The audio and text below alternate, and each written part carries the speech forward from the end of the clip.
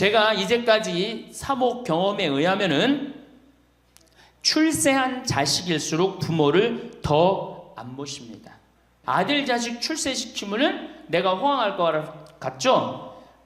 아들 자식 잘 키우면 잘 키울수록 여우 같은 년이 나타나서 낚아채 간다는 거예요. 예, 아들 자식을 잘 키우면 잘 키울수록 여우 같은 년이 나타나서 낚아채 간다는 거예요. 근데 가만히 생각해보니까 그 말이 맞는 것 같아요. 왜? 아니 의사하고 판검사면은 이쁘고 귀하게 자란 집 딸이 낚아채 갈 거 아니야. 그래서 딸을 둘 놓으면 금메달, 아들 하나 딸 하나 놓으면 은메달, 아들만 둘 놓으면 목메달이에요. 그래서 아들만 둘 놓으면 목메달이에요. 이렇게 누워있는 할머니, 그야말로 누워서 이렇게 죽 5년 10년 받아먹는 할머니, 이렇게 며느리가 손을 잡고 뭐라고 그러는지 아세요? 엄마 왜 이렇게 안 죽어? 엄마가 빨리 죽어야지. 엄마도 덜 고생하고 나도 덜 고생하지. 그 보는 앞에서 죽으랜다니까요. 손잡고. 정확하지는 않지만 3년 또는 4년 전으로 기억합니다. 연세가 80대이신 할머니께서 상담을 요청해 오셨는데요. 잠시 망설이시더니 말문을 열었습니다. 남편은 돌아가셨고 혼자 사는데 재산은 평생 살아온 집 한 채가 다였다고 했습니다. 그런데 경제력도 없어지고 해서 정부로부터 보조금을 타기 위해서는 내 재산이 있으면 안 된다는 주위의 말을 듣고 큰아들에게 나중에 필요할 때 돌려달라는 당부와 함께 집 명의를 큰아들에게 넘겨주었습니다. 당시 아파트에 살았던 아들은 애들은 뛰어놀아야 한다고 말하며 어머니가 사시던 집보다 좀 더 큰 집이 필요하다고 하면서 할머니께서 사시던 집을 매각하고 좀 더 큰 집으로 이사를 갔습니다. 이러던 중 몇 년 전부터 몸이 아프고 불편해지면서 치료와 요양 등으로 돈이 더 필요해졌지만 돈을 마련할 방법이 없었습니다. 그래서 할머니 집값의 일부를 아들로부터 받아서 생활에 보태야겠다는 생각에 아들과 상의를 했습니다.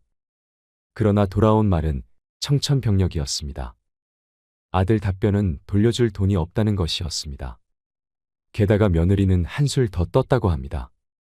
소송하려면 하세요. 우리는 드릴 의무가 없습니다. 라고 했지요. 창피해서 누구에게 말할 수도 없는 그런 답변을 받은 할머니는 그 분을 참지 못하시고 제 앞에서 눈물만 흘렸습니다. 이게 남의 얘기일까요? 아들이 잘못된 걸까요? 아니면 며느리가 나쁜 걸까요? 어쩌면 이런 일은 누구에게나 일어날 수 있는 일이라고 생각합니다. 그래서 오늘은 이런 얘기를 함께 생각해 보려고 합니다. 내 재산을 내가 살아 생전에 자녀에게 넘겨주는 것이 좋을까요? 아니면 내가 세상을 떠난 후 상속으로 가져가게 하는 것이 좋을까요? 작던 크던 넘겨줄 재산이 있는 사람들은 한 번쯤은 생각하게 되는 문제입니다. 그리고 또 넘겨준다면 얼마를 언제 어떻게 넘겨줘야 하는지도 역시 고민하게 됩니다. 모두가 그런 것은 아니지만 우리나라 노인분들은 재산 이전과 관련해서 비슷한 공통점을 발견할 수 있습니다. 그것은 나이가 50쯤 접어들면 자신의 재산을 자녀들에게 넘겨줄 것을 생각한다는 것입니다. 물론 그렇지 않은 분들도 있고 보다 일찍 생각하시는 분들도 있습니다. 제가 말씀드리는 것은 평균적으로 50대에 접어들면 자녀에게 재산을 이전하는 문제를 생각하더라는 것입니다. 어떤 측면에선 당연한 것이라고 생각할 수도 있긴 한데요. 아마도 예전 같지 않은 건강 상태라든지 자녀의 성장, 그리고 어느 정도 자신들의 생활이 안정되어 있는 시기이기도 한 이유도 있을 것이라는 생각이 듭니다. 미리 준비하는 것이 잘못되었다고 할 수는 없습니다. 다만 여러 사람들이 겪은 경험을 여러분과 공유해서 여러분의 판단과 계획에 도움을 드리고자 하는 것입니다. 오늘의 주제는 내 재산을 언제 자녀에게 넘겨주는 것이 좋은가입니다. 먼저 재산을 자녀들에게 일찍이 전해줬을 때 좋은 점에 대해서 생각해 보겠습니다. 첫째는 재산이 불어나는 것에 대한 세금을 피할 수 있습니다. 그러니까 재산이 불어난다는 전제하에서 생각해 보면 내가 지금 증여를 해주면 이전에 주려는 재산의 가치가 좀 더 낮은 금액일 때 증여를 해주기 때문에 증여세 면세점 내에 증여가 가능해질 수도 있습니다. 그러나 재산이 많이 불어나게 된다면 아무래도 증여 면세점을 넘어서게 될 가능성이 높아집니다. 이렇게 되면 증여세 부담이 생기게 될 수도 있죠. 상속도 마찬가지입니다. 재산 규모가 커질수록 상속세 면세점 역시 넘어설 가능성이 높아질 수 있기 때문입니다. 두 번째는 자녀들이 돈이 필요할 때 사용할 수 있도록 해준다는 것입니다. 우리 모두가 겪었던 것처럼 젊었을 때 조금만 도움을 받으면 직장 생활이나 비즈니스, 그리고 자녀 교육에 큰 도움이 되는 경우를 보게 됩니다. 특히 자녀 교육에 많은 공을 들이는 우리나라 사람들은 좋은 학군이 있는 곳에서 거주하려면 아무래도 주거 공간 가격이 높기 때문에 특별한 경우를 제외하고는 젊은이들이 경제적으로 감당하기 어려운 경우가 대부분입니다. 이럴 때 부모의 지원은 큰 힘이 될 수 있습니다. 이런 관점은 자녀들이 정말 도움이 필요할 때 도움을 주는 것이 좋지. 자녀들이 도움이 필요치 않은 시기에 지원이 될 경우에는 별로 도움이 되지 않을 수도 있다는 것입니다. 이런 장점이 있음에도 불구하고 자녀들에게 재산을 일찍 이전하는 것에 대한 다른 관점을 7가지로 정리해서 생각해 보겠습니다. 첫째는 자녀에게 재산을 일찍 이전하게 되면 자녀들의 재정 관리 능력에 대한 염려가 발생할 수 있습니다. 일반적으로 나이가 젊으면 젊을수록 상대적으로 경험 부족과 판단 미숙으로 재정관리 실수가 발생할 수 있다는 염려인 것입니다. 자녀들마다 능력이 천차만별이기 때문에 획일적으로 얘기하기는 어렵지만 자녀에게 일찍 증여하기 이전에 자녀의 재정관리 능력을 검증해보는 과정이 필요합니다. 그래서 꼭 자녀에게 재산을 일찍 증여하길 원하신다면 작은 데서부터의 이전을 시도하고 재산을 관리하는 모습을 보면서 전체적인 계획을 세워나가는 것이 바람직하다는 것입니다. 둘째는 자녀들에게 재산을 이전하기 전에 자신의 미래에 대한 사려 깊은 준비가 필요하다는 것입니다. 그러니까 각 개인의 인생의 목적과 살아있는 동안 재정적인 필요를 충분히 만족할 만한 준비가 되어 있는지, 혹시 몸이 불편했을 때를 대비해서 의료비 지출과 관련한 노후 대비는 되어 있는지를 봐야 할 것입니다. 이런 것이 정리된 후에 재산 이전에 대한 계획을 생각해야 할 것입니다. 이런 과정에서 세금을 최대한 줄이고 재산 증식으로 인해서 쌓여진 이익에 대한 세금 처리 역시 고민해 봐야 한다고 생각됩니다. 셋째는 나의 경제적 능력이 없어졌을 때 누가 나에게 경제 조언을 할 것인가를 생각해 봐야 합니다. 내가 경제적 능력이 있을 때는 내가 경제적으로 필요한 것은 내가 번 돈으로 또는 내가 평생 모아온 돈으로 그 필요를 충족할 수 있지만 나에게 경제력이 없어지게 되면 그때는 정말 나에게 필요한 것에 대해서 도움 받을 곳이 없을 수도 있기 때문입니다. 네 번째는 내가 몸이 불편하면 누가 돌볼 것인가도 생각해 두어야 합니다. 시간이 흐르면 사람은 늙게 되어 있고 병도 생길 수 있습니다. 단순히 약을 복용하거나 간단한 치료나 수술로 해결될 수 있는 병의 경우에는 큰 어려움이 없을 수도 있지만 거동이 불편해지거나 누구의 도움이 반드시 필요한 상황이 올 경우에는 치명적일 수 있다는 것입니다. 우리도 부모님을 모셔보았고 그리고 경험해 보았지만 가족 중 누군가가 거동이 불편하고 항상 누군가로부터 간호를 받아야 하는 상황일 때는 아무리 자식이라 해도 매일 매 시간마다 도움을 드리는 것은 매우 어렵습니다. 아니, 불가능하다고 보는 것이 더 합당할 것입니다. 왜냐하면 자녀들도 일을 해야 하고 돌봐야 할 가정이 있고 그들의 어린 자녀들이 있습니다. 자녀가 불효자여서가 아니라 현실적으로 할 수 없는 경우가 많습니다. 이때 정말 필요한 것은 결국 돈입니다.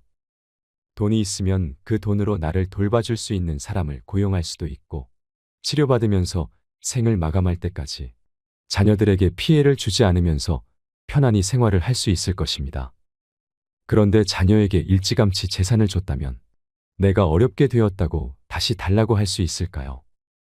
그래서 내가 몸을 가눌 수 없게 되었을 때 생활에 필요한 부분을 반드시 남겨두어야 합니다. 다행히 생을 마감할 때까지 그 돈을 사용하지 않아도 되었다면 그 몫은 그대로 자녀에게 넘어가도록 해두면 되는 것입니다. 내 스스로 이런 상황을 극복할 수 있는 재정적 준비가 되어 있다면 이는 나 자신은 물론 자녀들에게도 큰 도움이 되는 것이라고 생각됩니다. 5번째는 자녀는 품 안의 자녀일 때 자녀일 수 있다는 것입니다. 자녀를 못 믿고 자녀와 사이가 좋지 않은 가족도 있긴 합니다만 대부분의 사람들은 내 아이들을 믿고 살아갑니다. 그렇기 때문에 내가 가지고 있는 재산을 내가 쓰는 것보다는 어떻게든 아껴서 자녀들에게 넘겨주려고 하시는 분들이 많습니다. 맞습니다. 내가 평생 아껴서 모은 재산, 내가 눈에 넣어도 아프지 않을 아들, 딸들에게 넘겨주는 것을 누가 뭐라 하겠습니까? 내가 쓰는 것보다 아들, 딸들에게 주는 것이 행복한데 말입니다. 그런데 그렇게 사랑했던 아들이 또는 딸이 결혼을 하게 되면 내 며느리와 사위는 내 자녀와 다를 수 있다는 것입니다. 오늘 시작하면서 말씀드렸던 사례가 대표적인 한 예가 되겠습니다. 물론 그렇지 않은 경우도 많습니다. 며느리와 사이가 친딸과 아들 못지않게 행복하게 지내는 가족도 많습니다. 하지만 우리는 모든 것을 최상에다가 초점을 맞춰서 살아갈 수는 없기 때문에 이런 고민을 하는 거라고 생각이 됩니다. 6번째는 자녀 중 불행하게 된 자녀가 생긴다면 대책이 없을 수도 있습니다. 인생을 살면서 우리가 전혀 예측도 못했던, 상상도 못했던 일들이 벌어지고 일어나는 것을 경험합니다. 예전에 한 의대생의 의문의 죽음에 대한 주제의 뉴스가 있었습니다. 우린 이런 유사한 사건을 많이 접하게 되고 또 가족 중에서도 이런 경험을 한 사례가 있을 수 있습니다. 자녀에게 모든 재산을 일찌감치 전했는데 부득이한 사고가 발생한다면, 그리고 자녀가 여럿일 경우에 어느 한 자녀가 사고로 인해서 나머지 인생의 돌봄이 필요하다면 내가 가지고 있는 재산으로 그 자녀의 치료와 돌봄에 사용하면 되는데, 모든 재산이 이전되었을 경우 그 재산을 다시 분배하는 일은 아주 불편한 상황이 될 것이라는 사실을 역시 간과해서는 안 되겠습니다. 7번째는 선물을 줄 때는 명확한 설명이 필요합니다. 요즘 젊은 부모들은 많이 변했지만 우리 부모들 세대만 해도 생색내며 자녀에게 도움을 주는 것보다는 말없이 자녀들이 이해하겠지 또는 조용히 지원하는 것을 미덕으로 생각하는 경향이 많이 있습니다. 예를 들면 생일날 또는 크리스마스에 어떤 작지 않은 선물을 했다고 하면 이것은 크리스마스 선물이다 또는 생일 선물이다라고 명확히 얘기하고, 이런 재정적 선물이 정기적으로 이루어지지 않을 수 있음을 명확히 하는 것이 좋습니다. 그리고 어떤 지원을 정기적으로 할 경우 재정 상황의 변화에 따라서 중단될 수도 있음을 역시 명확히 전달하는 것이 좋습니다. 부모에게 경제적인 지원을 받는 자녀는 이 지원이 계속될 수도 있다고 착각할 수도 있기 때문입니다. 우스갯소리이긴 하지만 길가의 거지에게 매일 1,000원씩 주다가 어느 날 주지 않으면 거지는 내 돈 달라고 한다는 얘기가 있습니다. 그만큼 지원하는 사람의 마음과 받는 사람의 마음은 아전인수격으로 자신이 편한 방법으로 또는 유리한 방법으로 이해하려고 하는 경향이 있음을 알아야 합니다. 오늘은 평생 모은 재산을 내 자녀에게 언제 이전하는 것이 좋을까에 대한 생각을 함께 해보았습니다. 자녀에게 재산을 이전하는 절대적인 좋은 시기를 찾는 것은 쉽지 않습니다. 어떨 때는 좀 더 일찍 재산을 이전해야 좋을 수도 있고, 어떨 때는 최대한 늦게 이전하는 것이 좋을 수도 있습니다. 또 부모가 유리한지, 자녀가 유리한지를 얘기하는 것도 아닙니다. 부모와 자녀 모두 행복할 수 있는 최선의 선택을 찾아보자는 것입니다. 각 가정마다 사정과 입장을 잘 고려해서 현명한 판단을 해야 할 것입니다. 오늘은 황창현 신부님의 강의를 통해 자식에게 재산을 줘야 하는지 안 줘야 하는지 생각해보는 시간을 가지고 싶습니다. 영상이 마음에 드신다면 구독과 좋아요 부탁드리겠습니다. 그리고 내 곁에 소중한 이들에게 이 영상을 공유해주세요.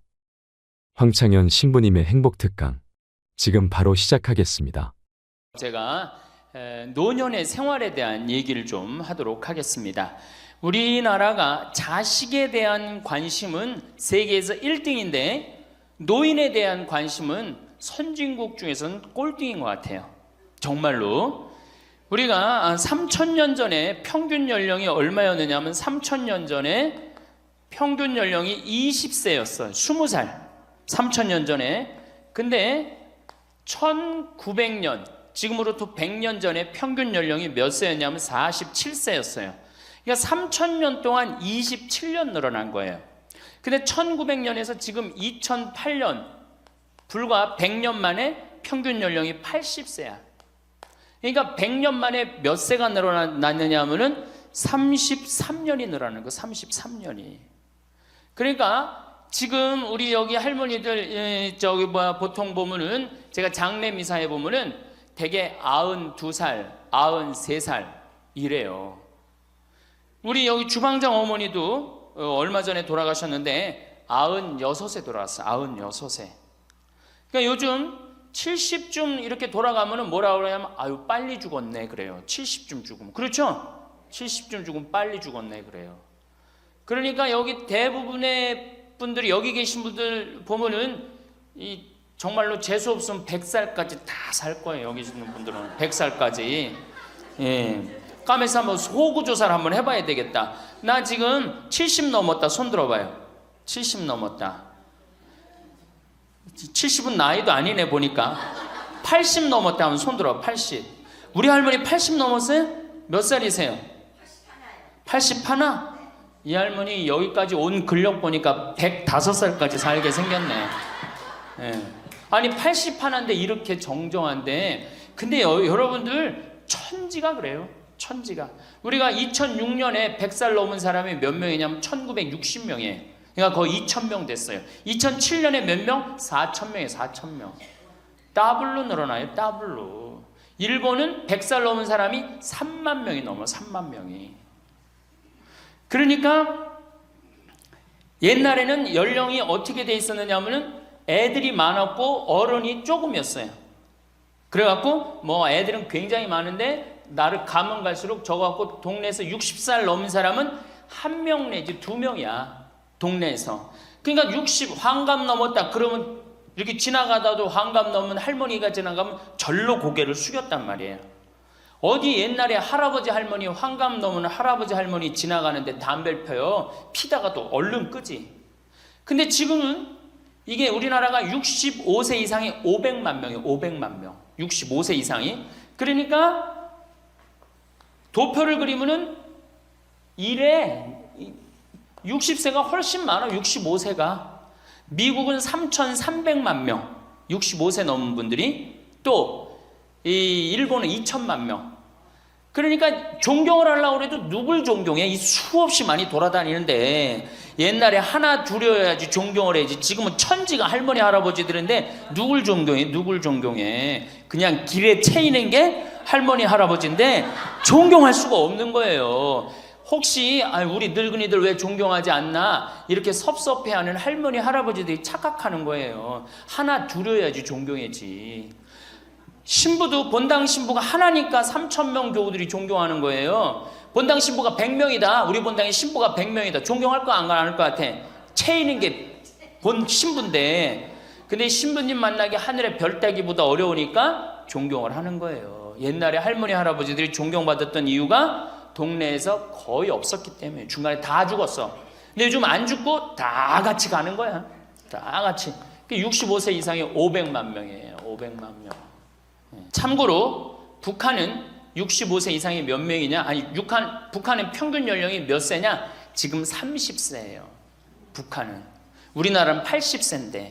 그러니까 우리나라 사람들이 북한보다 50년 더 사는 거, 평균 연령이. 그러니까 여러분들 지금 남한에서 사는 거 감사해, 안 감사해요? 정말로 감사한 거예요. 우리가 지금 뭐 여러 가지 뭐 경제 불황이다 어쨌다 저쨌다 해도 6.25 끝날 때나 여러분들 해방될 때보다 지금 잘 먹고 잘 살아요, 못 살아요? 그때에 비하면 너무너무 잘 먹고 잘 사는 거예요. 그런데도 우리가 불행하다고 생각한다면은 하느님이 축복을 엄청나게 줬는데도 그 축복의 가치를 모르는 거죠. 근데 어쨌든 우리나라는 지금 프랑스는 120년 동안 고령화가 천천히 진행됐어요. 근데 우리나라는 20년 만에 초고령 사회로 들어섰어요. 왜냐하면 우리나라가 왜 초고령 사회로 들어서느냐 하면은 우리나라가 먹을거리가 참 건강해요.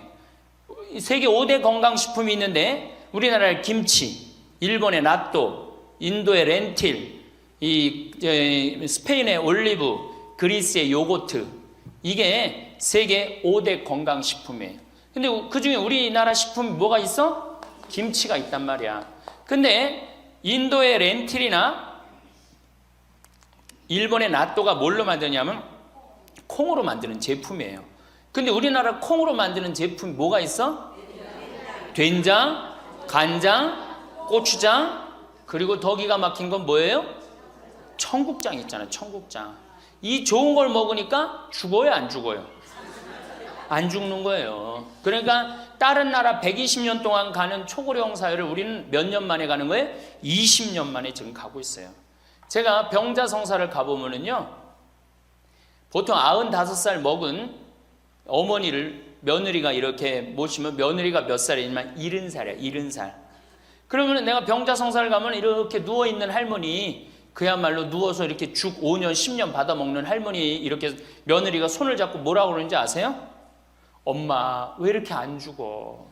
엄마가 빨리 죽어야지. 엄마도 덜 고생하고 나도 덜 고생하지. 그 보는 앞에서 죽으랜다니까요. 손잡고. 그리고 꼭 하는 말이 있어요. 엄마가 빨리 죽어야지 우리 신부님도 그만 고생시키고. 병자성사 맨날 오니까 신부님 고생한다 이거지. 그러니까 살아있는 게 다 고생이라는 거지. 본인도 고생, 며느리도 고생, 병자성사 오는 신부님도 고생. 그러니까 늘 고생한다니까. 엄마 빨리 죽으라고 그러는 거예요.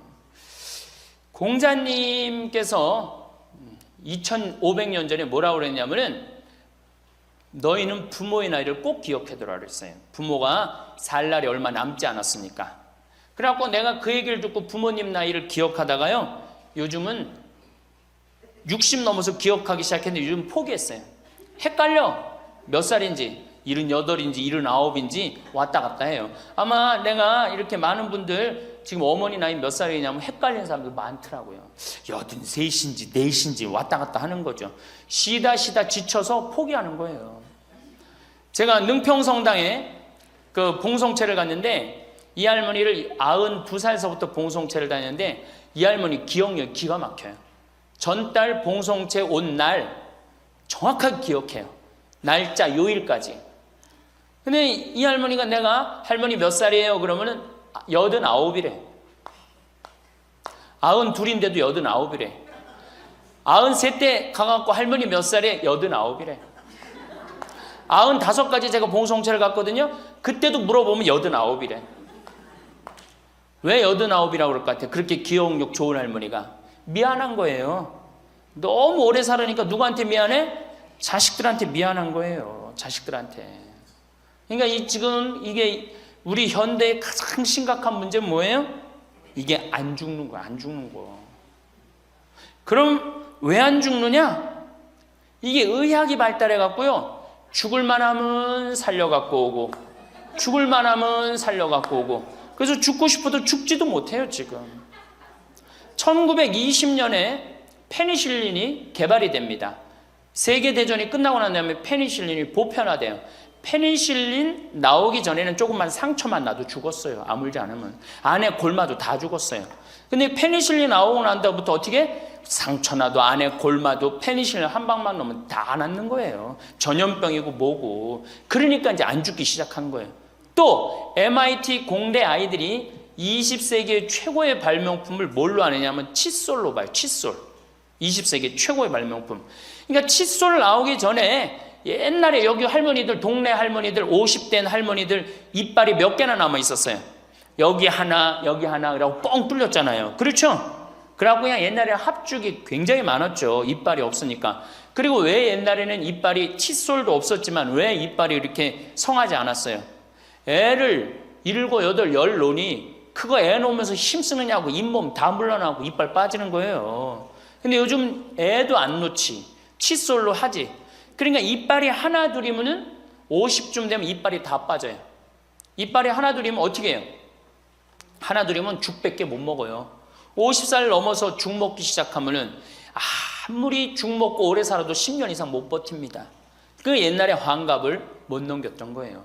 근데 요즘 칫솔이 있어갖고 이빨이 온전한 할머니들 천지예요. 또 요즘은 의술이 발달해갖고 어떻게? 치과에 가갖고 틀니 다 해놓지. 또 이 해놓지. 요즘 또 임플란트까지 하지. 그러니까 이빨이 그냥 80이 돼도 다 튼튼한 거야. 이빨이 튼튼하니까 일주일에 한 번씩 고기를 꼭꼭 씹어 먹는 거예요. 죽 먹던 시대하고 고기 먹는 시대하고는 이건 틀리는 거예요. 매일 단백질을 공급해 주니까 죽어요, 안 죽어요? 안 죽는 거예요. 그래서 지금 어떻게? 굉장히 오래 사시는 거예요. 그리고 요즘 또 어떻게? 옛날에는 운동이 어딨어. 옛날에는 밭에 나가서 일하고 그냥 늘 힘들게 살았잖아요. 그러니까 옛날에는 맨날 나가서 고생하고 이빨 없지. 그러니까 어떻게? 그러니까 빨리 죽는 거예요. 근데 요즘은 건강식품 먹지, 운동하지, 헬스하지, 수영하지. 이게요, 이래서 얼마나 오래 사는지 몰라. 저 뒤에 계신 분들, 지금 40대, 50대 되신 분들 손 들어보세요. 40대, 50대 되신 분들, 여러분들은 120살까지 살아. 120. 정말이에요. 여러분들은 120살까지 삽니다. 그러면 여러분들 지금 몇 년 남은 거야? 70년 남은 분들 많아요, 지금. 지금 자식이 문제가 아니라 누가 문제야? 여러분들이 문제예요, 지금. 자식 걱정할 때가 아니에요, 지금. 70년이면 작은 시간이에요? 70년이면 엄청나게 긴 시간이에요. 이 70년 동안 뭐하고 살 거냐? 이거 진짜 고민해야 돼요. 이렇게 오래 살 줄 모르고 노년에 대한 준비 안 하신 분들이, 이 노년에 대한 준비를 하신 분들은 과연 몇이나 되고, 노년을 준비 안 하신 분들은 얼마나 될까? 내가 보기엔 노년 제대로 준비한 사람들 10%도 안 돼요. 우리는 노년을 어떻게 준비하면 된다고 생각했어? 자식 하나 잘 키우면은 노년 준비 잘한다고 생각하고 있는 거예요. 근데 우리나라가 이 자식 교육의 맹목적이죠. 맹목적입니다. 이 세계에서 자식한테 이렇게 맹목적인 나라 없어요, 세계에서. 그러면은 우리 할머니들, 할아버지들이 왜 자식 교육을 맹목적으로 시켰느냐?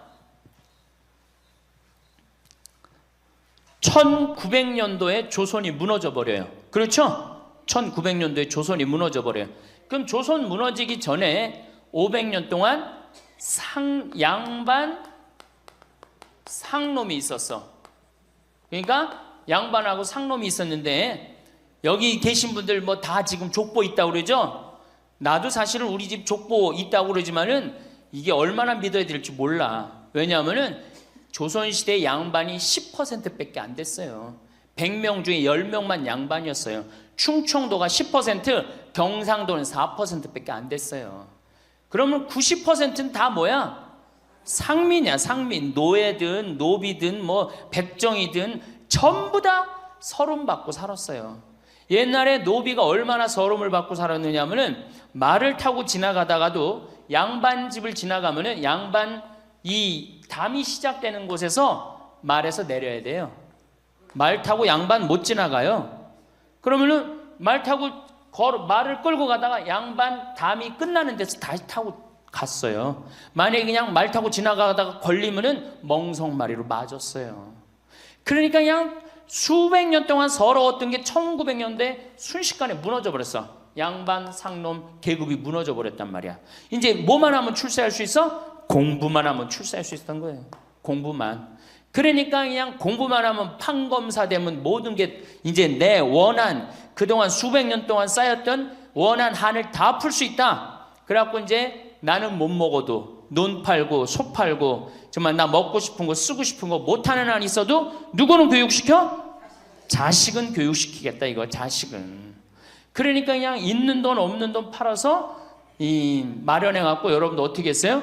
자식 공부를 시킨 게 바로 여러분들 세대예요. 여러분들이 정말로 내가 이렇게 오래 살 줄 모르고 자식 하나 출세시켜갖고 그동안 수백 년 동안 서름을 다 날려버리겠다. 그래갖고 우리나라가 교육률이 세계에서 최고로 높았던 거예요. 근데 지금 젊은 사람들은 왜 그러는지도 모르고 지금은 무조건 그 전통을 이어받아갖고 자식한테 미쳐서 교육을 시키는 거고, 지금 젊은 사람 30대 40대는 할머니 할아버지들 세대는 그 서름을 날려버리고 싶어서 자식을 교육을 시켰던 거예요. 그렇게 이렇게 있는 돈 없는 돈 다 들여갖고 자식을 출세를 시켰어. 출세를 시키면 호강할 줄 알았는데 자식이 출세하면은 호강합니까 안 합니까? 제가 이제까지 사목 경험에 의하면은 출세한 자식일수록 부모를 더 안 모십니다. 출세한 자식일수록. 부모가 서울대학 뭐 연고대 정말 대학 졸업시켜갖고 내가 출세를 했어요. 그래갖고 집에 비데가 있어. 비데. 화장실에 가면 물 나오는 거 있죠? 비데도 있고 이태리 대리석도 있고 집은 삐까번쩍하게 기가 막히게 했는데 늙은 우리 무식한 엄마는 무식한 아버지는 그 집에 어울려요, 안 어울려요? 그 집에 안 어울리는 거예요. 그러니까 안 어울리고 빨리 죽으면 차라리 다행인데 이게 안 어울리면서 죽지도 않고 그냥 그 집에서 귀신같이 왔다 갔다 한단 말이에요.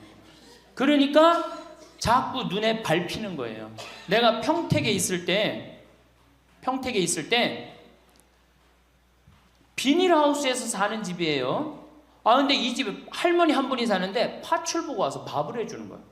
파출부가 밥 해주고 빨래 해주고 할머니 뒷바라지를 다 해주는 거예요. 그리고 집에 갈 때는 바깥에서 문을 잠고 가는 거예요. 신기한 거예요. 어떻게 저런 일이 벌어지느냐. 또 봉성체도 성당 다녀고 봉성체도 하고 알고 봤더니 아들이 서울에서 100억대 재산가야. 집은 정말 으리으리한 집이야. 근데 그 무식한 할머니가 그 집에 어울려요, 안 어울려요?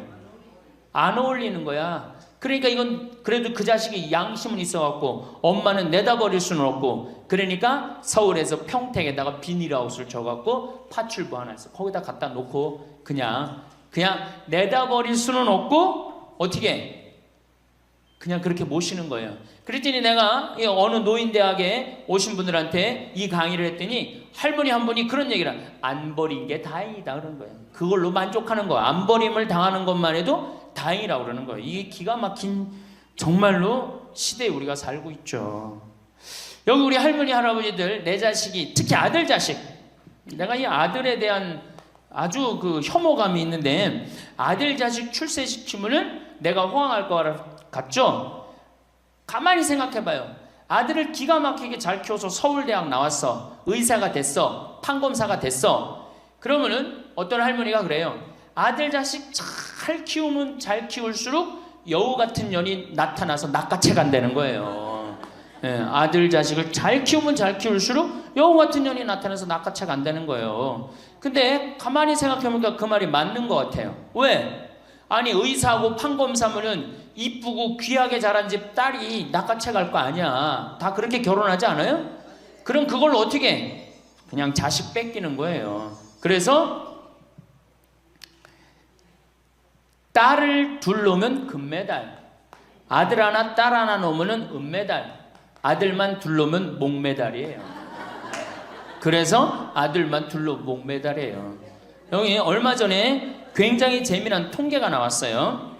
아들은 늙은 부모를 54% 구박한대요.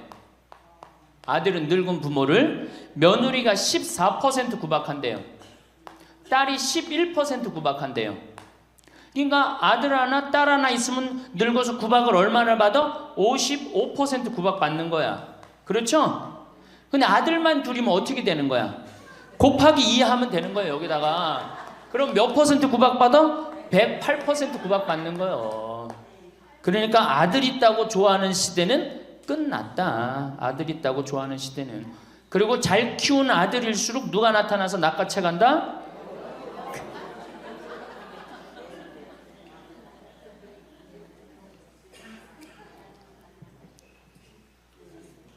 물론 아들이라고 다 불효자는 아니에요. 물론 제가 이렇게 목욕탕 이렇게 가보면은요 정말 기가 막힌 아들을 많이 봐요. 80, 90된 아버지를 60된 아들이 모시고 와갖고 다 때 밀어드리고 그 다음에 온탕에 들어갈 때도 손 한번 대보고 아버지 여기 괜찮다고 그러고 끝나면 또 온몸에 로션 다 발라주고 이 옷 입혀가는 그런 자식들 참 많이 봐요. 기가 막힌 효자들도 있어요. 또 음식점에 가보면은 큰 늙은 그냥 꼬부랑 할머니 모시고 와갖고 고기 구워서 입에 넣어드리는 자식들도 참 많이 봐요. 그렇게 효도하는 자식들도 있는데 그 몇 퍼센트냐? 10% 이상 넘지 않을 거려. 우리 집도 이 둘째 아들이 기가 막힌 효자예요. 내가 봐도 참 효자예요. 좋은데 구경시켜드린다고 다 그 시와오 그 저기 뭐야 갈대숲 그리고 회도 사드리고 시간 되면 여행도 모시고 기가 막혀요. 근데 그런 아들이 몇이나 되겠느냐? 제가 보기에는 그렇게 많지 않아요. 황창현 신부님의 강의가 어떠셨나요? 저는 출세한 자식일수록 부모를 더 안 모신다는 이야기가 정말 충격적이었는데요. 100억 부자인 아들이 자신의 엄마를 비닐하우스에 살게 하면서 자식된 도리를 한다는 것이 고작 파출부를 보내주는 거라니 정말 이해가 되지 않았습니다.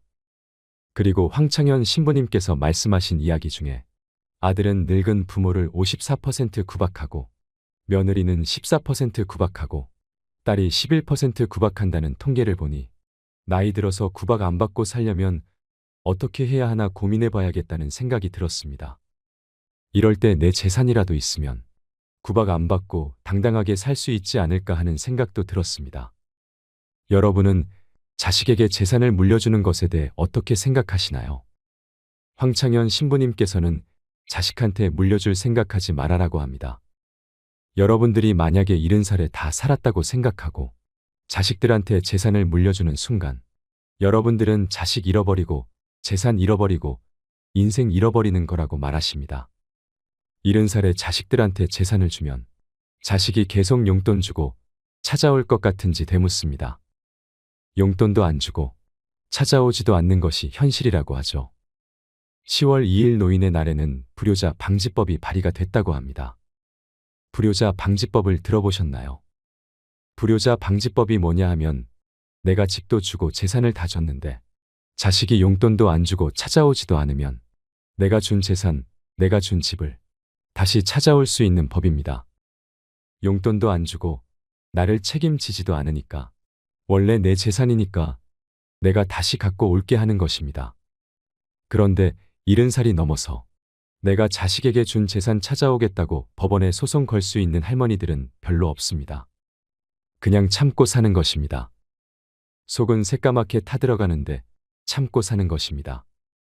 내가 자식을 어떻게 키워서 어떻게 성공시키고 어떻게 재산을 물려줬는데 나한테 이럴 수가 있느냐고 그렇게 땅을 치고 후회해도 소용없는 것입니다.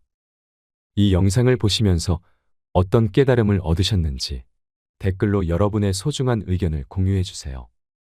다양한 사람들과 허심탄회하게 이야기 나누면서 의미를 한 번 더 되새기신다면 가슴에 더욱 남을 것입니다. 이상으로 책틀맨이었습니다. 지혜를 쌓는 당신의 오늘이 아름답습니다. 더 좋은 영상으로 찾아뵙겠습니다.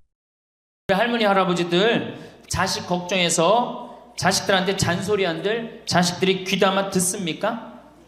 챙겨나면 귀담아 들어야 안 들어요? 뭐 한다 그래? 노망 떤다 그러지. 우리 엄마 아는 것도 없고 무식한데 웬 챙겨를 이렇게 하느냐고 엄마나 잘하라고 그러고 구박하죠. 그러니까 지금 우리 할머니 할아버지들도 자식 걱정할 때가 아니야. 이제는 누구 걱정해? 내 남은 여생을 어떻게 의미 있고 행복하게 지낼 것이냐, 그거 하나. 나 자식한테 부담 안 주고 내 속 썩이는 거, 나 하나 속 안 썩이고 나 혼자 행복하게 사는 게 진짜 그 좋은 거예요. 자식들에게 사업자금이다, 결혼자금이다, 이렇게 다 해주는 것이 당연한 걸까요? 내 모든 걸 다 바쳐 자식에게 다 주었을 때 자식들이 우리 부모님들께 더 잘하던가요? 그저 사랑으로 밀어주고 끌어주면 되는 줄 알고 해온 것들 때문에 비참한 노후를 보낼 수 있습니다. 이렇게 다 퍼주고 자식에게 기대감을 갖는다면 나중에 자신만 큰 상처를 받을 수 있습니다. 사람은 빨리 배신하는 자와 늦게 배신하는 자가 있을 뿐이라는 말이 있습니다. 자식도 그 예외가 아닙니다. 자식을 지원해 주는 것은 당연한 것이 아닙니다. 이 모든 것을 당연하다고 여겼다면 지금 당장 그 생각들을 버리셔야 합니다. 자식에게 금전적으로 지원해 주지 마세요. 아니, 평소부터 애초에 돈이 없다고 말하시는 편이 낫습니다. 철저하게 자신의 재산을 숨기세요. 이왕이면 자식이 어릴 때부터 숨기는 것이 좋습니다. 이미 말을 했다면 이건 내 노후자금이니 내 노후자금은 넘볼 생각하지 말라고 솔직하게 얘기하세요. 어릴 때부터 아들아 너는 이 집을 물려줄게, 딸아 너는 내가 가진 주식을 물려줄게와 같은 구두 약속도 절대 하지 말아야 합니다. 그러면 자식들은 그 말을 철석같이 믿고 열심히 살지 않다가 나중에 부모가 말을 바꾸기라도 한다면 부모를 원망하게 될 수도 있습니다. 재산을 알려주면 어쩔 수 없이 아무리 효자 효녀여도 그 돈을 의식하지 않을 수 없게 됩니다. 마치 그 돈이 이미 자기 거인 듯. 뭔가 돈이 필요한 일이 있을 때 부모가 지원을 안 해주면 부모에게 서운하게 되는 것입니다. 모르는 게 약이라는 말이 있듯이 차라리 모르게 해야 합니다. 부모는 이미 자식이 자신의 재산이 얼마인지 알고 있는 이상 자식이 무언가를 하겠다고 했을 때 금전적인 지원을 안 해주기가 힘든 상황이 생길 수 있습니다. 행여 자식이 서운해할까 또 돈을 지원해주고 이런 악순환에 빠지다 결국 자식에게 내 노후자금까지 갖다 바치는 상황에 놓이게 되는 것입니다. 이렇게 부모가 이것저것 해주다 보면 절대 한 번으로 안 끝나고 계속되게 됩니다. 또한 그렇게 어려서부터 받는 것에만 익숙해진 자녀들은 부모에게 계속 받으며 살려고 할 것입니다. 부모에게 손 벌리는 것이 가장 쉽고 편한 게 되어 버렸기 때문입니다. 황창현 신부님께서는 우리나라 부모들이 잘못하고 있다고 합니다. 자식을 잘못 키우고 있다고 합니다. 너무 맹목적인 사랑을 하면서 그게 교육인 줄 잘못 알고 있다고 하지요. 자식이 인생을 살아가면서 힘든 것도 배우고 즐거운 것도 배우고 보람도 느껴야 되는데 공부만 잘하면 돼.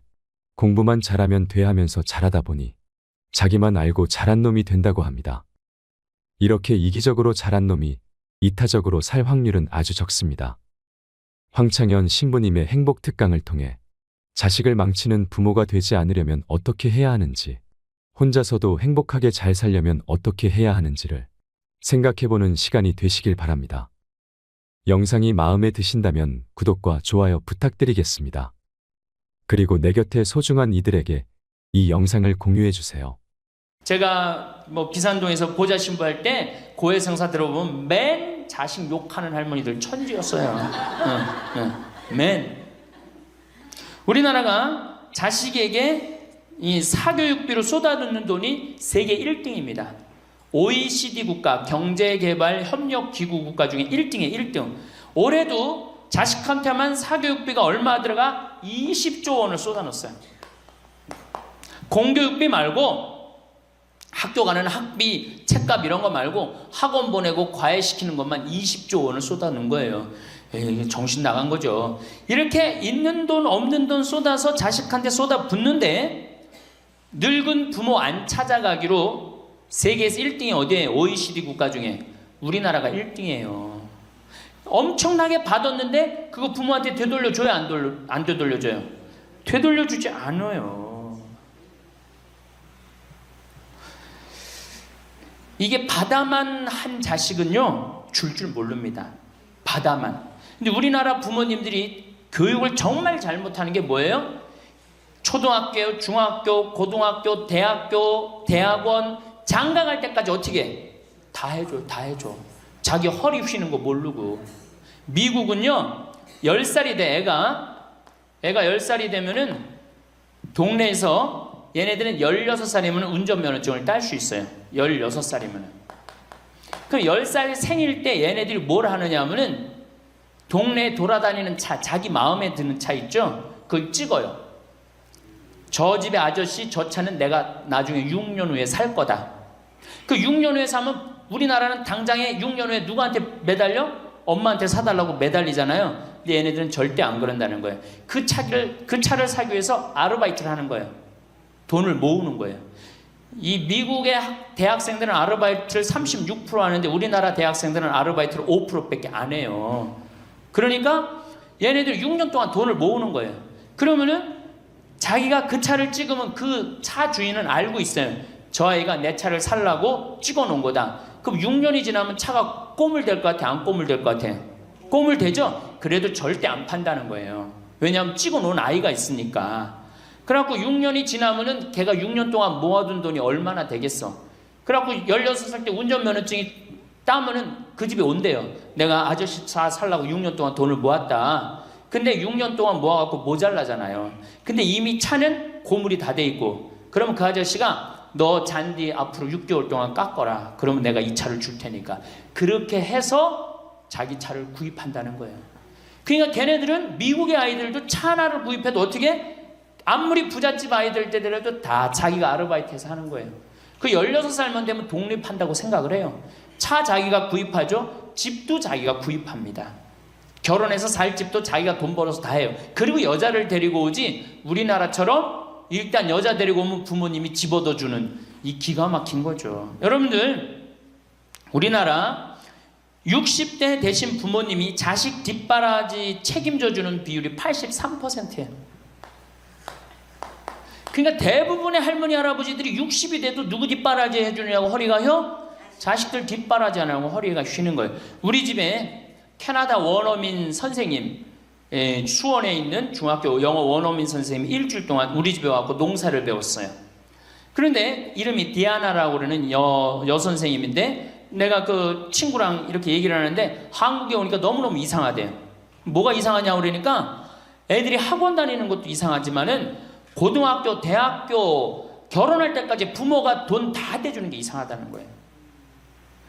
자기네 캐나다가 우리나라보다 훨씬 잘 살아요. 자기네 나라는 고등학교 졸업하면은 부모님 이제까지 키운 거 고생했다. 그리고 그 다음에 다 자기네들 알아서 독립한대요.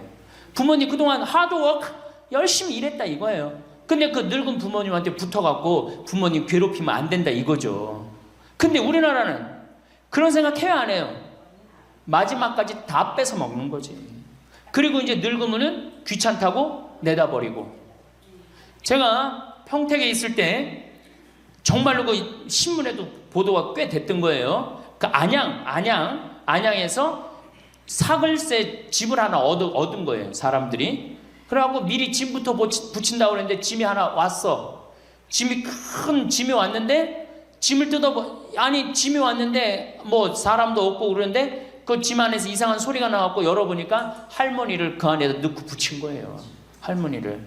그래갖고 아니 도대체 어떻게 된 거냐? 자식이 누구냐? 이름을 밝히질 않는 거예요. 자기 아들이 공무원이거든. 그러니까 밝히지 않는 거. 자, 그 자식 생각한다고. 그거는 여러분들 자식 교육이 아니에요. 그런 자식 살아서 뭐 할 건데. 그런 자식 키워서 뭐 할 건데. 그러니까 우리나라는 이게 자식한테 너무 맹목적인 사랑을 하면서 그게 교육인 줄 알고 있는 거예요. 자기가 인생을 살아가면서 힘든 것도 배우고 즐거운 것도 배우고 보람도 느껴야 되는데 너는 뭐만 잘하면 돼? 공부만 잘하면 돼. 공부만 잘하면 돼. 그러니까 자기만 알고 자란 놈이죠. 그러니까 이기적으로 자란 놈이 이타적으로 살 것 같아요? 절대 못 삽니다. 우리 어렸을 때는 어머니가 부침개를 했어. 그럼 어떻게 해요? 이 집에도 갖다 줘라, 저 집에도 갖다 줘라. 그러면서 동네 돌아다니면서 이 갖다 주는 재미, 그러면서 나누는 것도 배우잖아요. 요즘 애들이 그런 애들이 어디 있어요? 아파트 문 닫으면 끝인데. 그렇게 자라는 애들이 남을 생각할 것 같아요? 어떻게 해서든지 4배만 채우면 되는 걸로 자란지. 저는 요즘 텔레비전에서 우리나라 지금 정책 결정할 때 너무 답답한 결정들이 굉장히 많이 나와요. 어떻게 저런 결정을 할까? 국민들 생각을 하는 걸까? 안 하는 걸까? 그런데 그 결정하는 애들이 다 누구야? 초등학교 때 공부 잘하고 중학교, 중고등학교 공부 1, 2등 하고 서울대학 가고 행정고시, 외무고시 이런 거 다 합격한 애들이 결정한 거예요. 자기만 알고 자란 애가 결정하는 거예요. 내가 하버드대나 몇몇 대학에 들어가는 그 활동 그것도 써준 적이 있는데 그 들어가는 애들, 걔네들은 뭘 제일 중요하게 여겨요? 봉사활동. 사회봉사활동을 얼마나 잘했느냐. 그러니까 1년, 2년 세계로 돌아다니면서 봉사활동 하는 거예요. 근데 우리는 봉사활동도 다 어떻게? 다 거짓말로 꾸며갖고 들어가는 거예요. 예. 여기 그렇게 써달라고 오는 사람들도 많아요. 예. 그리고 봉사활동 오겠다고 그러고도 약속 어기는 사람들도 많아요. 정말로 그렇게 해갖고 자식을 키우면은 뭐 할 건데요? 83%가 60세에 책임을 지는데 70세에 돼갖고는 몇 퍼센트가 책임지느냐 하면은 64%가 자식을 책임져요. 70이 됐는데도. 그런데 일본은 9%, 70이 돼갖고 자식 책임지는 부모는 9%예요. 홍콩이 11%. 그러니까 우리나라 50% 할머니 할아버지들은 늙어 죽을 때까지 누구한테 뒷바라지 하다 죽어요? 자식 뒷바라지 하다 죽어는 이걸 문서 없는 노비라고 그래요. 문서 없는 노비야. 완전히 죽을 때까지 노예야, 노예. 그러니까 그렇게 하시면은 안 됩니다.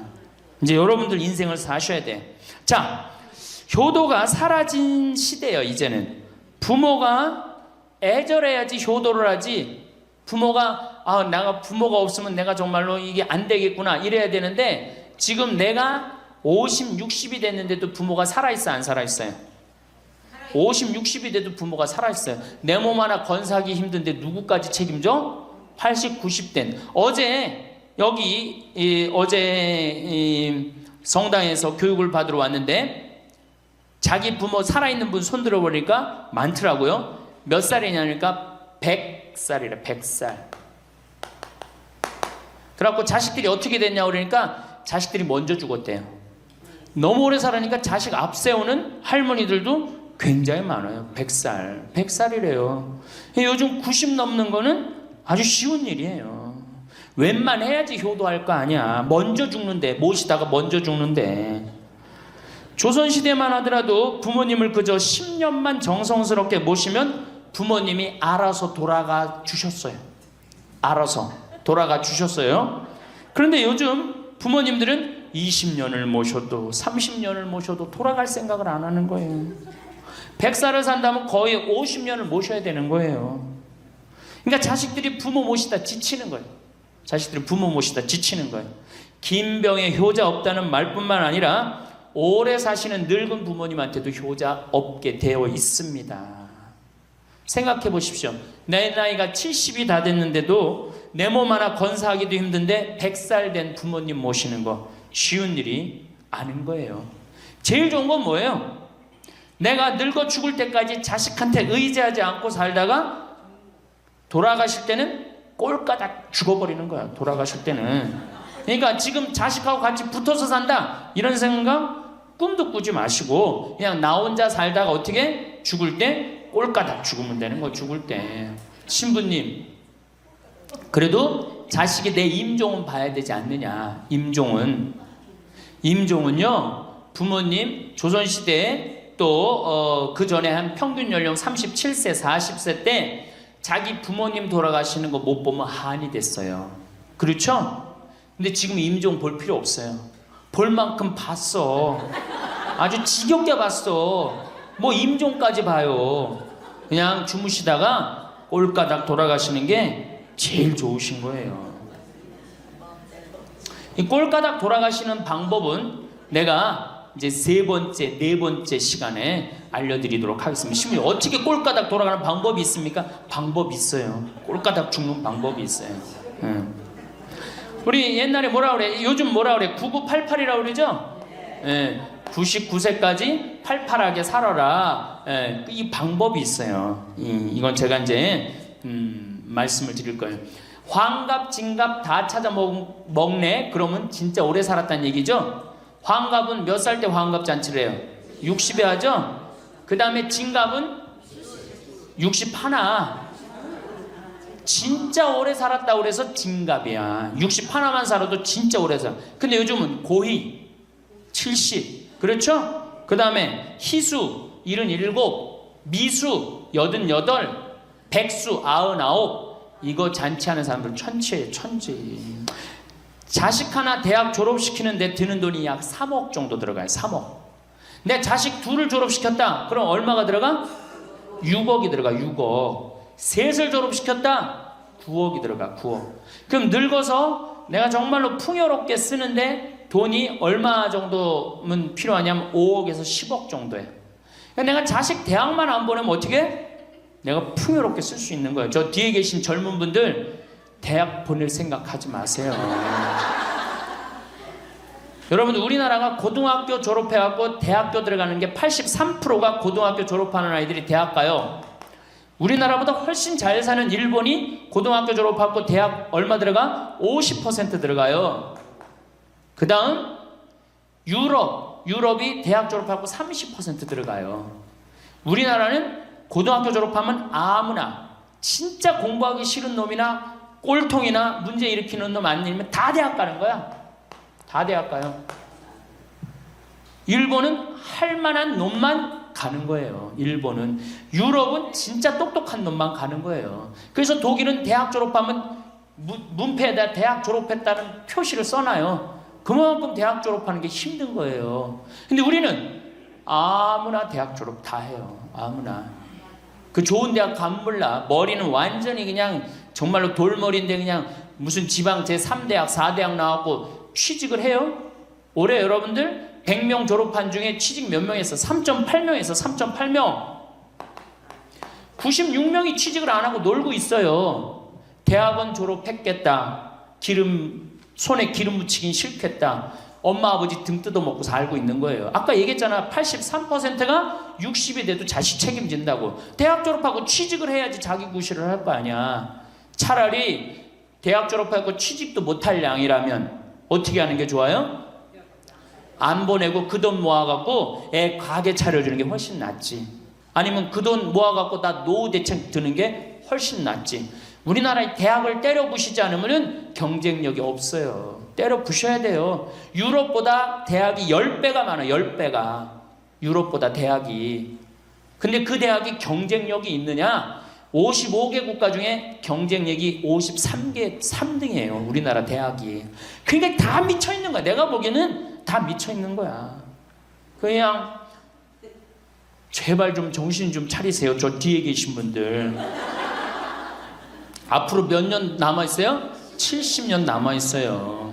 있는 돈 없는 돈 자식한테 쏟아낼 게 아니에요. 우리 할머니 할아버지들 자식 걱정해서 자식들한테 잔소리한들 자식들이 귀담아 듣습니까? 챙겨나면 귀담아 들어야 안 들어요? 뭐 한다고 그래? 노망 떤다고 그러지. 우리 엄마 아는 것도 없고 무식한데 웬 챙겨를 이렇게 하느냐고 엄마나 잘하라고 그러고 구박하죠. 그러니까 지금 우리 할머니 할아버지들도 자식 걱정할 때가 아니야. 이제는 누구 걱정해?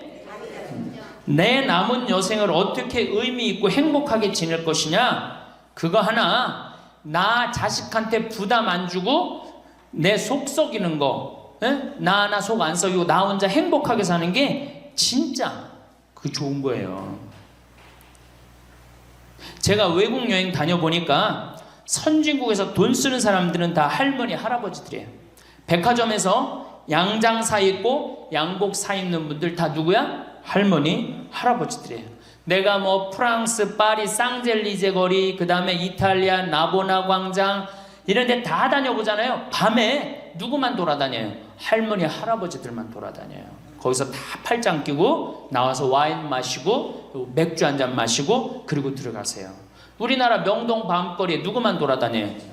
젊은 애들만 돌아다니죠? 할머니는 그 시간에 뭐해? 뒷방에 쥐처럼 웅크리고 있는 거예요. 정말로. 그래갖고 명동에 나가면 할머니들 할아버지도 구경할 수 없는데 탑골 공원에 가보면 할머니들이 거기서 뭐하고 비둘기하고 놀고 있잖아. 놀아주는 사람도 없으니까 비둘기하고 놀아주고 있는 거예요. 제발 그러지 마시고 가지고 있는 거 쓰고 돌아가세요. 쓰고. 그리고 제발 다니세요. 그리고 우리 할머니들 지금 오늘 1박 2일 이렇게 나와주는 거 이거 며느리한테 굉장히 좋은 거예요. 나 며느리랑 산다 한번 손 들어봐. 며느리랑 사는 분은 가능한 한 집에서 자꾸 나가주는 게 좋은 거예요. 하루라도 집을 비워주는 게 며느리가 좋은. 생각해봐. 30년 40년 시어머니하고 같이 산다고 생각을 해봐요. 아침부터 저녁까지 그냥 얼굴 마주보고 산다고 생각해봐. 얼마나 힘들어. 귀에 있을 때마다 뭐 해주는 게 좋아? 나가주는 게 좋은 거예요. 그러니까 가능한 한 나가 돌아다니고, 예? 아침에 해 뜨면 집에 나와갖고 해 지면 집에 이제 들어가는 거, 그게 좋은 거예요. 그래갖고 청승맞게 탑골공원 그런 데 가면 안 되고 이런 데. 그냥 노인대학, 우리 천주교가 진짜 잘하는 게 뭔지 아세요? 노인대학이에요. 노인대학. 이거 정말로 천주교 진짜 잘하는 것 중에 하나예요. 우리나라 경제가 왜 안 돌아가는 줄 아세요? 할머니 할아버지들이 돈을 안 써서 경제가 안 돌아가는 거야. 할머니 할아버지들이 돈을 안 써서 경제가 안 돌아가는 거 생각을 해봐. 옛날에는 할머니 할아버지들이 조금밖에 없었잖아요. 쓰면 얼마나 써, 이 할머니 할아버지들이. 애들이 돈 썼잖아요. 근데 지금은 어때? 이렇단 말이야. 이 500만 명이 돈을 안 쓴단 말이야. 돈을 왜 안 써? 돈을 왜 안 쓰냐면은 내가 가지고 있는 집 이거 누구한테 물려주려고 안 쓰는 거야? 자식한테 물려주려고 안 쓰는 거야. 이거 은행에다 맡기고 이거 쓰면은 우리나라 경제 돌아갈 것 같아? 안 돌아갈 것 같아요? 팍팍 돌아갑니다. 팍팍. 할머니들이 여행도 많이 다니고 옷도 많이 사고 맛있는 것도 많이 사고 사 먹고 그러면 경제 팍팍 돌아가. 근데 이 500만 명이 돈을 깔고 뒷방에 딱 그냥 눌러 앉아서 안 쓰네. 그러니까 경제가 안 돌아가는 거예요. 다 쓰시다가 돌아가실 때 통장에 500만 원만 남겨놓고 돌아가세요. 500만 원만 통장에 다 쓰다가 신부님 500만 원으로 무슨 장례를 합니까? 부주금 들어오잖아. 부주금. 이 부주금 갖고도 싸우는 사람 많아요. 네가 더 갔느냐 내가 더 갔느냐 그리고 싸우고 앉아 있다고. 세상에 부모 돌아가셨는데 부주금 갖고 그래갖고 형제끼리 싸워갖고 죽고 그러는 경우도 많아요. 얼마나 이게 우리나라가 지금 정말 불행한 거예요. 다 쓰다가 통장에 얼마만 남기고 죽어? 500만 원만 남기고 죽을 때 어떻게 죽어? 꼴까닥 죽어버리란 말이야. 다 쓰다가 통장에 500만 원만 남으면 꼴까닥 죽게 돼 있어요. 근데 안 쓰고 뒷방에 들어 앉으면은 10년 20년 벽에 똥치라고 사는 거예요. 저는 우리 형제들한테 이미 공표했어요. 어머니가 돌아가시든지 아버지가 돌아가시든지 부주금 들어오면 형제들이 한 푼도 손 못 댄다. 그거 내가 다 가지고 과원이나 양론에 집 한 채 줘준다. 어머니 이름이나 아버지 이름으로. 얼마나 멋있어. 그렇게 멋있게 살다가 가야 되지 않아요? 이건 죽으나 사나 내 자식밖에 모르고 사니 이게 얼마나 나라가 빡빡하고 답답해요. 우리나라 그냥 다른 빌 게이츠 240억 달러를 사회에 기증해놨잖아요. 우리나라는 어떻게 한 푼이라도 더 자식한테 재산 돈 많은 사람들이 재산 자식한테 더 준다고 편법 쓰고 불법 쓰고 정말 얼마나 답답해요. 우리 할머니들은 다 쓰다가 통장에 500만 원만 남기고 죽든지 만약에 죽으려고 그랬는데도 아직도 돈이 남았다. 그러면은 본당 신부한테 갖다 줘. 여러분들 한신민한테 갖다 주란 말이야.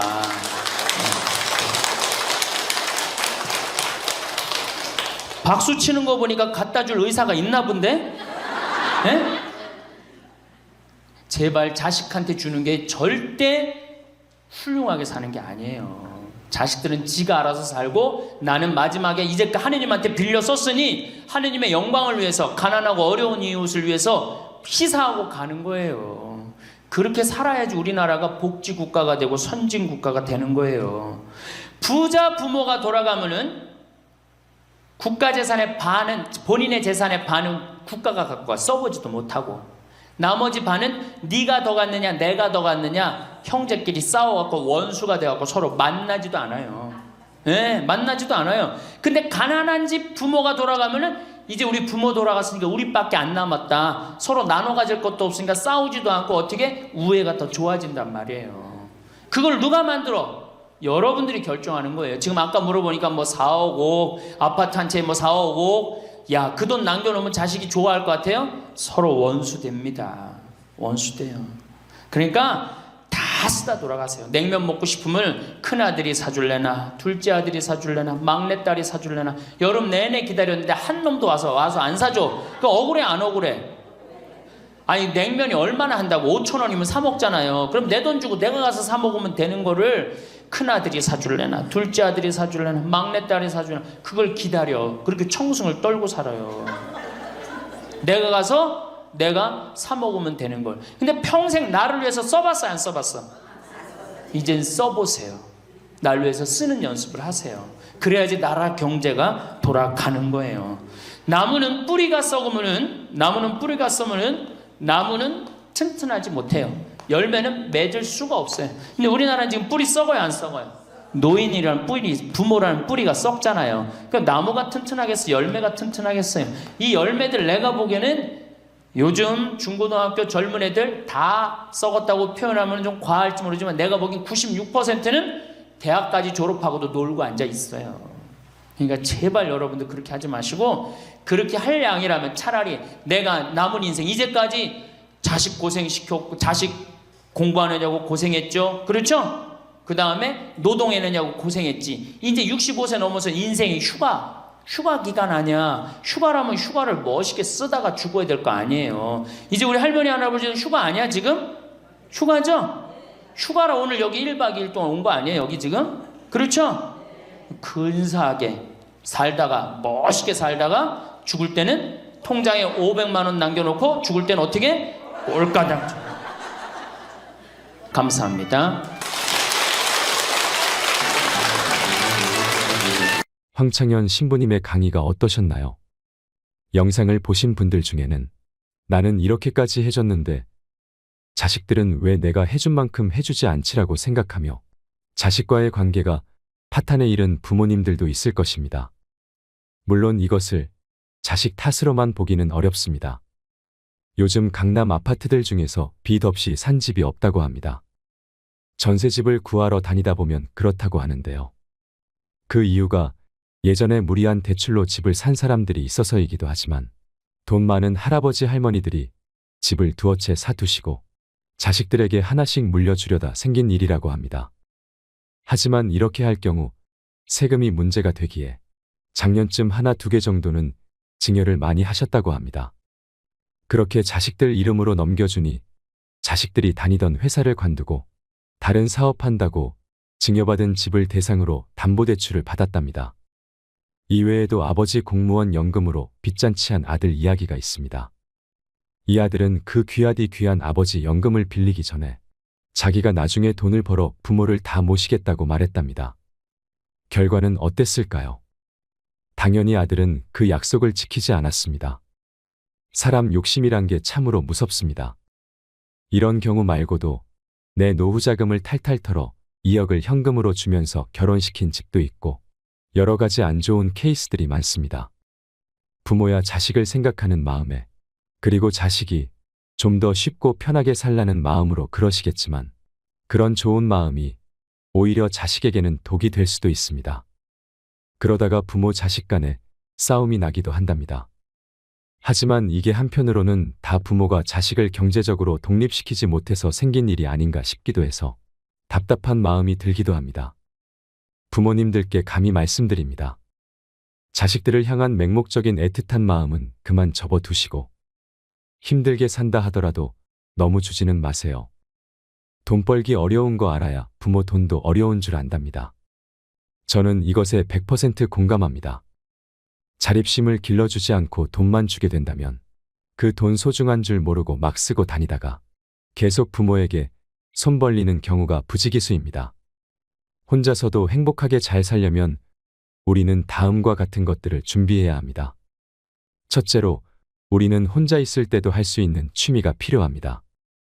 할 게 없으니 다른 사람에게 관심이 가고 의존하게 되는 것입니다. 할 게 있다면 오히려 내 삶을 즐기기 바빠 자식들이나 다른 사람의 연락이 귀찮아질 수도 있습니다. 그만큼 하루를 재밌게 살 수 있습니다. 만약 자식들이 아니라 이런 취미 생활을 같이 할 수 있는 친구들이 있다면 더 만족한 삶을 살 수 있습니다.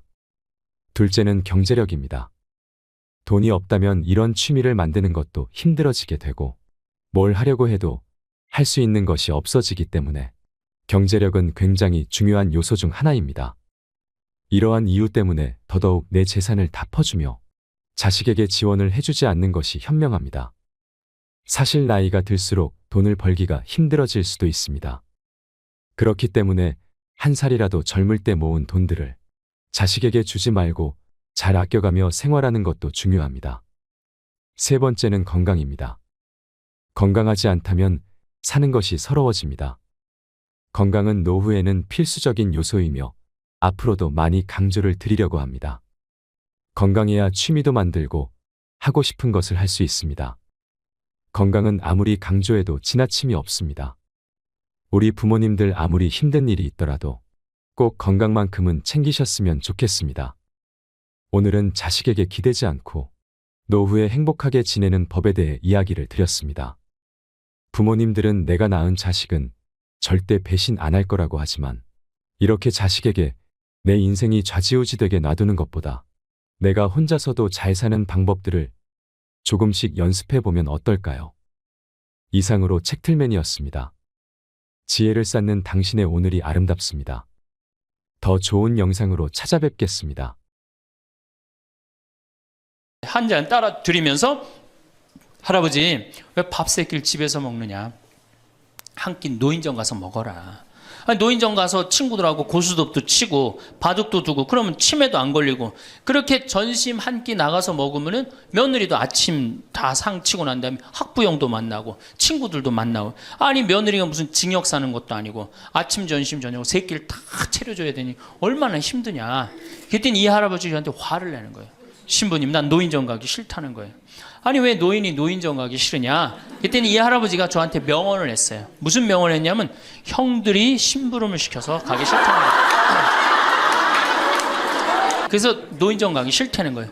얼마 전 하나투어에서 난리가 났다고 합니다. 96살 먹은 할아버지가 배낭여행을 신청한 것입니다.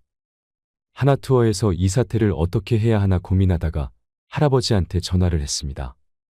할아버지, 96세는 배낭여행이 안 됩니다. 그랬더니 할아버지께서 화를 내시면서 걱정하지 말아라. 난 아들하고 가니까. 우리 아들이 다 잘해줄 거다 하더랍니다.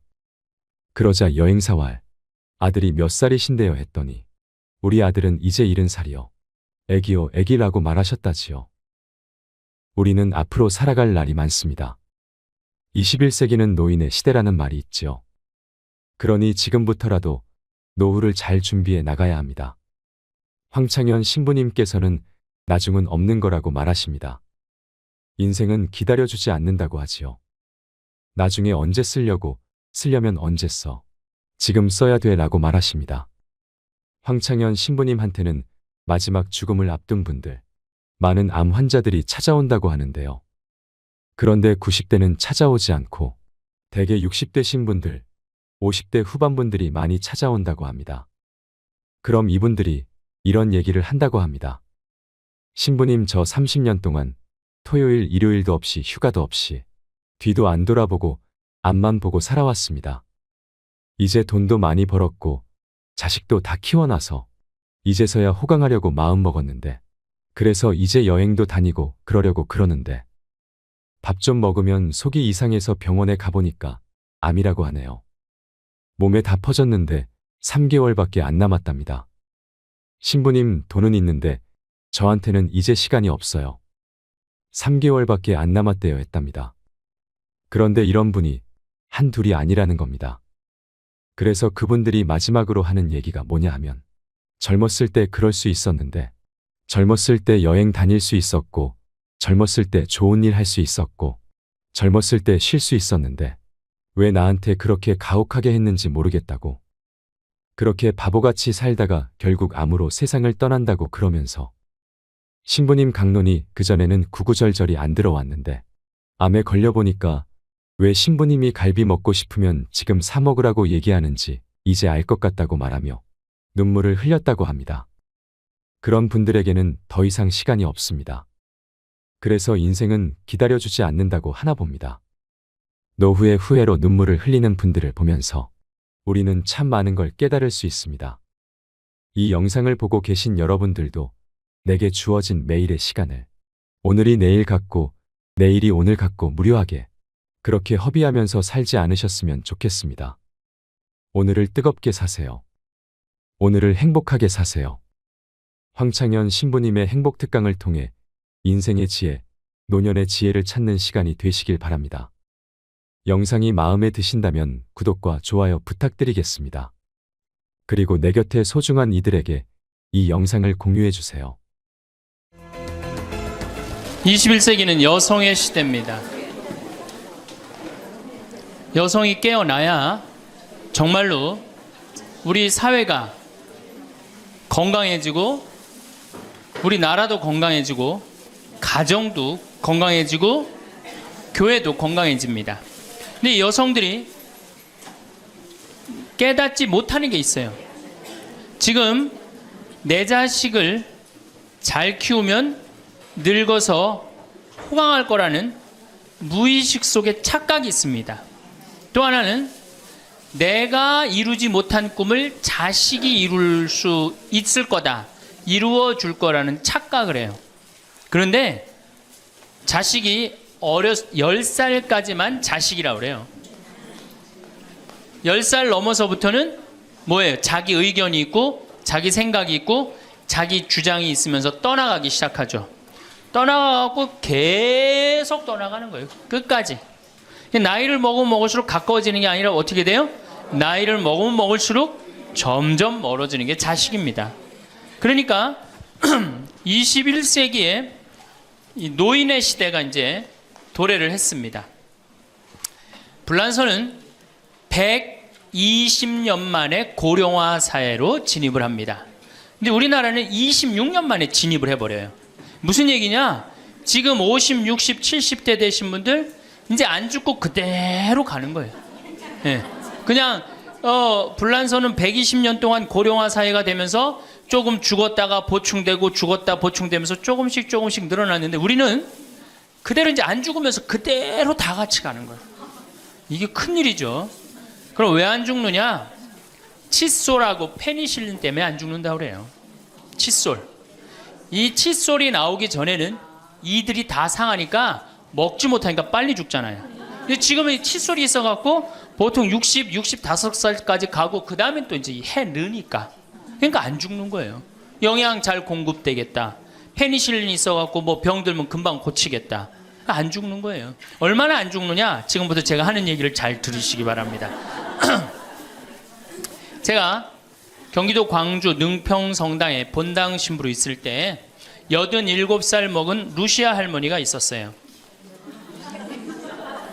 근데 이 할머니가 6.25 때 남으로 넘어왔어요. 근데 6.25 때 남편이 세상을 떠났어요.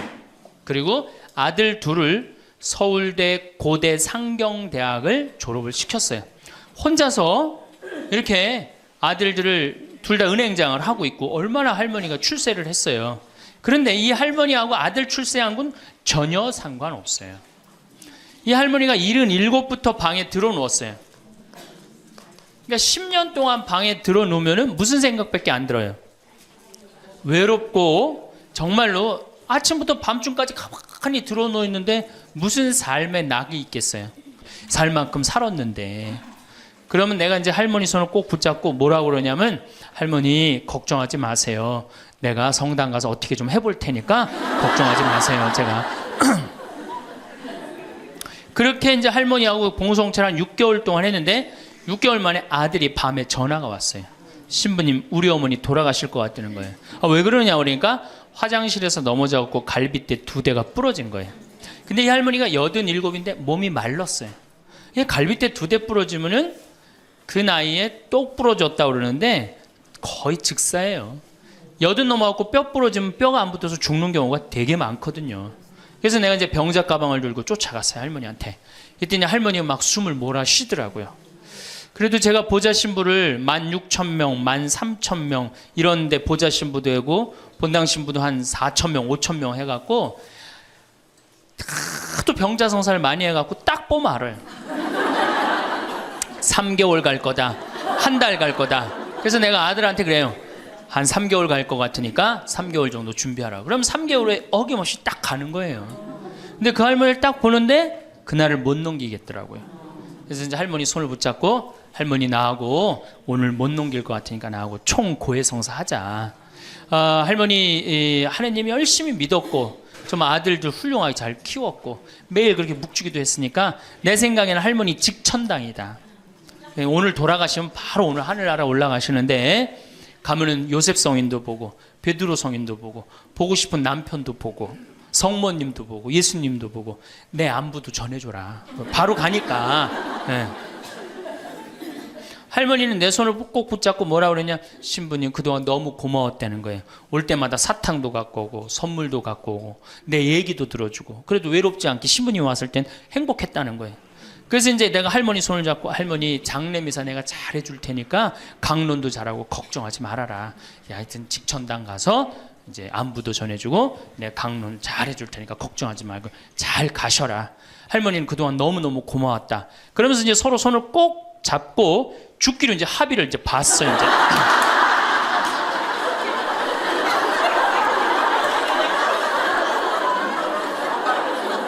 그래갖고 이제 본당에 와갖고 연령회장한테 연락을 했어요. 우리 그 루시아 할머니 돌아가실 것 같으니까 빨리 가서 임종경 해라. 그 사무장한테는 내가 이제 내일 아무래도 장례가 나을 것 같으니까 장례 준비를 해라. 이제 그리고 이제 기다리는데 일주일이 돼도 연락이 없고 2주일이 돼도 연락이 없는 거야. 한 달 만에 다시 봉송체 신청이 들어왔어요. 그래서 내가 가갖고 할머니한테 그랬어. 할머니 어떻게 된 거냐. 우리 살아서 안 보기로 하지 않았느냐. 근데 왜 살아있느냐. 그랬더니 할머니가 우리 아들들이 어머니 돌아가시면 안 된다고 삼성의료원에 데려다가 그걸 붙여갖고 온 거예요. 그래서 그때 이제 할머니가 이제 방에 누워갖고 그전에는 화장실이라도 다녔는데 이제는 이게 부러졌으니까 2년 동안 화장 못 가고 오줌똥을 며느리가 받아냈어요. 그 며느리도 참 착한 며느리죠. 90살이 됐어요. 이런 부활 때 돼갖고 내가 이제 봉송체를 나갔는데 할머니가 일어나서 나온 거예요. 날 마중을 나왔어요. 그리고 하시는 말씀이 신부님 이제 좀 일어나 다닐만 하다는 거예요. 이게 지금 가두션찬을 판국인데 일어나 다닐만 하다. 92살이 됐는데 이 할머니가 내가 성당을 줬는데 성당 어떻게 줬는지 구경하고 싶다고 이게 이불을 뒤집어 쓰고 성탄 전야미사에 나왔어요. 이제는 안 죽어요. 여러분들 정말로 내가 보통 이게 30년을 한 세대로 봅니다. 그렇죠? 그 60까지 결혼 30에서 60까지 정말 오래 사는 거예요. 근데 요즘은 이제 90까지 한 남자하고 60년을 살아요. 살만해요? 한 남자하고 한 여자하고 한 남자하고 부부로 만나서 딱 30년 사는 게 가장 맞대요. 그래서 그걸 30년을 한 세대로 보는 거예요. 근데 이게 더블로 사네. 한 남자랑. 저는 생각 잘했죠. 장가 안 가고 혼자 사는 게 정말 좋은 거예요. 또 내가 그 능평성당에 있으면서 겪었던 일인데 이 할아버지가 73살이야. 요셉 할아버지가 73살인데 며느리가 나보다 1살 어려요. 또 마침 우리 고향 사람이야. 그래서 아주 참 내가 이뻐했죠, 마음으로. 근데 이 며느리가 애를 4을 낳았어요. 그게 참 착해요. 누가 봐도. 그래서 다 효녀라고 그랬어요. 효부라고 그러고. 그 이렇게 보면은 정말로 성당도 열심히 나오고 시어머니 시아버지도 잘 모시고. 근데 나한테 와서 이제 개인적으로 신세 한탄을 할 때는 그러는 거예요. 신부님 시집살이 하기 너무 힘들다는 거예요. 우리 시어머니 시아버지는 아침 점심 저녁으로 따뜻한 밥만 원한다는 거예요. 8명을 아침 점심 저녁 밥 세끼를 한다고 생각해 보세요. 힘들겠어요? 안 힘들겠어요? 여러분들 힘들겠죠? 네. 그래서 내가 이제 그 마음으로 이제 새기고 할머니 할아버지들을 모시고 온천을 간 적이 있어요. 다 온천을 간 이제 끝나고 난 다음에 이제 우리 할아버지가 이제 73살 먹은 요셉 할아버지가 막걸리를 근사하게 드시더라고. 그래서 내가 할아버지한테 그랬어요. 한 잔 따라 드리면서 할아버지 왜 밥 새끼를 집에서 먹느냐? 한 끼 노인정 가서 먹어라. 아니, 노인정 가서 친구들하고 고스톱도 치고 바둑도 두고 그러면 치매도 안 걸리고 그렇게 전심 한 끼 나가서 먹으면은 며느리도 아침 다 상 치고 난 다음에 학부형도 만나고 친구들도 만나고 아니 며느리가 무슨 징역 사는 것도 아니고 아침 점심 저녁 세 끼를 다 차려줘야 되니 얼마나 힘드냐. 그랬더니 이 할아버지한테 화를 내는 거예요. 신부님 난 노인정 가기 싫다는 거예요.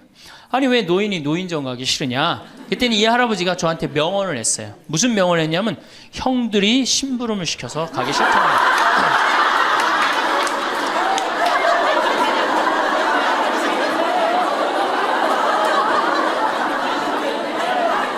아니 무슨 73세 형들이 심부름을 시키냐. 그랬더니 아 신부님 모르는 소리 하지 마세요.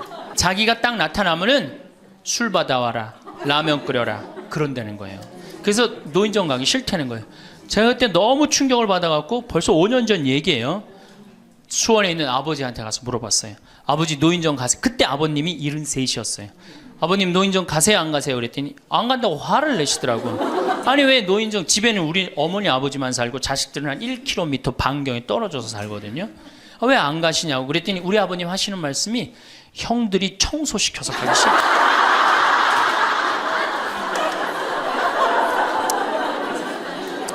제가 알아보니까 75살 이하를 청노인이라고 그래요. 청년 노인이라는 거예요. 청년 노인. 이제 안 죽어요. 제가 여기 3년 전에 수원 고등동 성당에 95살 먹은 할머니가 오셔갖고 래프팅 하고 가셨어요. 배 타는 거 있죠? 그래서 내가 그때 그랬어. 할머니 참 죽기 전에 이렇게 래프팅도 하고 하니까 너무 좋다고 그랬더니 그 할머니가 나도 원이 없다고 이렇게 이 나이에 래프팅 배 타고 이 강에 래프팅을 했다고. 작년에 97인데 또 와서 또 하고 갔어요.